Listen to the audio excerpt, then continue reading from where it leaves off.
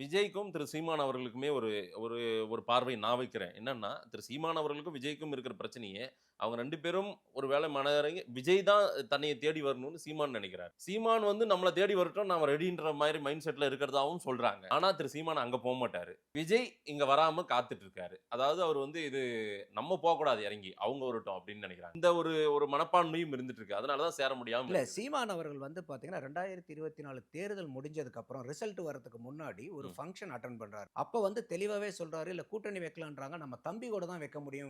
அவர் வரதுக்கு தான் வெயிட் பண்றோம்.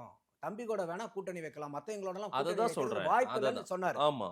இப்ப வந்து புதுசா வந்தனால அவர் வைக்காம இல்ல. திராவிடம்ங்கிற ஒரு வார்த்தைய அவர் பயன்படுத்திட்டனால சீமானுக்கு கோவம். அவர் வெறும் தமிழ் தேசியன் மட்டும் சொல்லி இருந்தாருன்னா, தமிழ் தேசிய அரசியல மட்டும் தூக்கி பிடிச்சிருந்தாருன்னா, இந்நேரம் எங்களுடைய கூட்டணி 100க்கு 100% கன்ஃபார்ம்ட் அவர் அனௌன்ஸ் பண்ண அன்னைக்கே. ம். ஆனா அந்த இடத்துல திருப்பி பெரியார கொள்கை தலைவரா வச்சு நீங்க திராவிடத்த பேசிட்டீங்கங்கிற கோவம் தான் சீமானுக்கு இருக்கு.